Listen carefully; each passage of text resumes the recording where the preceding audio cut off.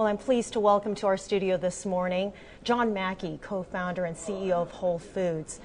Thank you so much for talking with us. Thanks for having me, Mabel. Well, you made a fantastic presentation really talking about health habits throughout the United States. You really began with talking about eating habits in the South. What are you finding there that is concerning to you? If you look at the trends, not just in the South, but all across the nation, we've seen our obesity rate double in the last 30 years. And we've seen it on a state-by-state basis where obesity is higher in the South, but it's just a few years ahead of the rest of the country. The rest of the country is following in lockstep. And with obesity comes a whole host of other diseases, from diabetes, increased risk of heart disease, increased risk of cancer, gallstones, kidney issues, liver diseases. There's all of these correlate with obesity. Mm-hmm. And you also have written extensively on what you think the healthcare system needs to look like. And you cite your company as an example by really offering health savings accounts, high deductible health insurance plans. Are these options that are realistic for other companies to offer? I not only think they're realistic, I think they will be. I think more companies are going to adopt things that Whole Foods is doing simply because they work. And in capitalism, if something works, if it lowers costs, and it's proven, it becomes widely adopted. Well, tell me how it works. How do you know they work? I can see it. I know we are documenting it. We will publish our results. And we're seeing from our discount card program, from our total health immersions, we're seeing hundreds, and now I'm beginning to get into the thousands of team members make lifestyle changes. We've seen dozens and dozens of people lose over 100 pounds of weight in less than a year. We're seeing people quit smoking. We're seeing people eat healthier diets. And as a result, they're becoming healthier, and that will drive down in the long term the healthcare cost. There's been a lot of discussion about engagement. You can offer these programs, but how can you get people to really take advantage of them? Are you seeing any sort of challenge in doing that at your company? Well, we create incentives. I'm a believer in the carrot versus the stick, more or less, in terms of motivating people. For example, we measure objectively whether people smoke, their body mass index ratio, their cholesterol, and their blood pressure.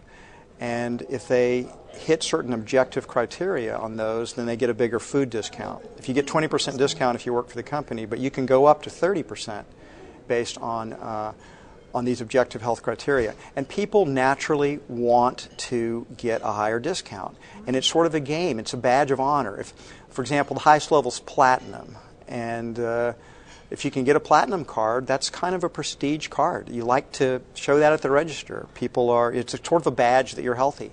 Okay. So that's a very strong incentive. Also, for our sickest team members, those who have diabetes, who have heart disease, who are obese, or at very high risk of having those diseases, we allow them at our expense to go to what we call a total health immersion, a 1-week retreat under supervised medical care to do intensive education, intensive dietary shifts, and the results of that program has been simply phenomenal. Right. We've seen so many people help. We've had over 1,200 people go through that program in the last year and a half. And these are available to full-time employees, of which there are 89%? They don't have to be full-time. Okay.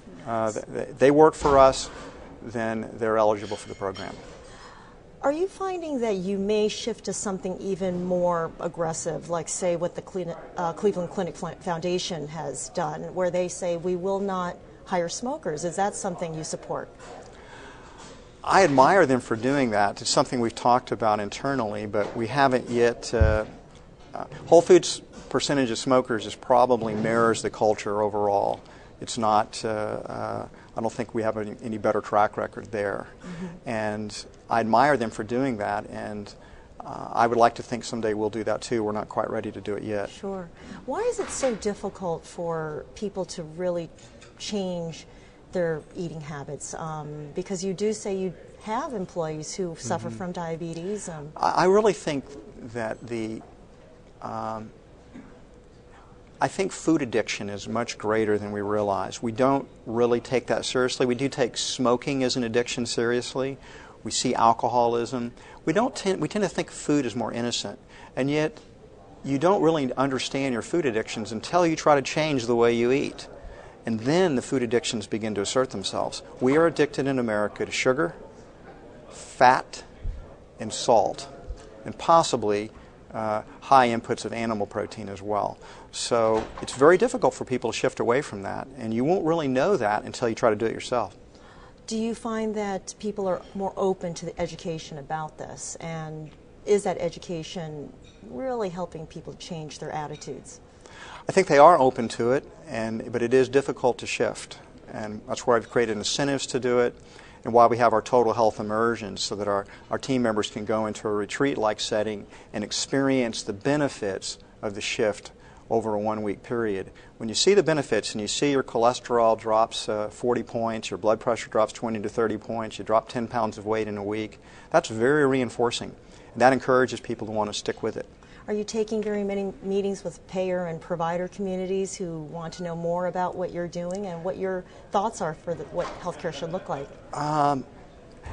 That's the risk you take when you come to a conference like this, is everybody wants to come study what you're doing. Which seems like a good thing. Yeah, but it takes a lot of our company's time, and we're busy doing our own stuff.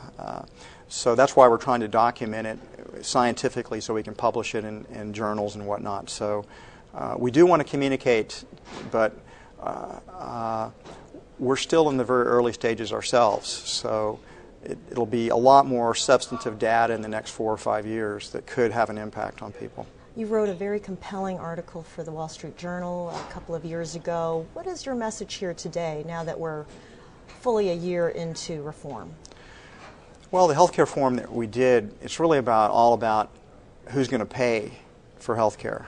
And it didn't address, the reforms that we got didn't address, it really didn't address lifestyle changes. It didn't address cost controls in any type of way. It was just extending access, so to speak, to health care. And so all the suggestions that I made in my op-ed piece in the Wall Street Journal, none of them have been implemented. And I think every one of those suggestions I make would really make a difference if they were implemented. So I guess I would say I was disappointed in what we got. Yeah, and so do you think that people are just missing the boat here?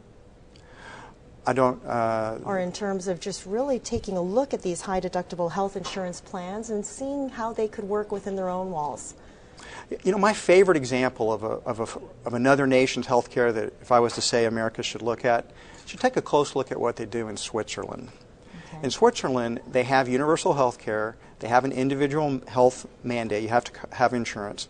But then they allow the markets to work. It's a highly competitive system, and these lots of different insurance companies competing. And what they do to ensure universal access is that they take the people who are poorest and then they give them a sense of voucher based on their income level so they can have the money to purchase private health insurance. And what's interesting is in Switzerland, where you give people a choice in a competitive market, 60% of the Swiss choose a high deductible plan. Given a choice, that's what they choose. And I think Americans would as well if that was a widespread choice was available.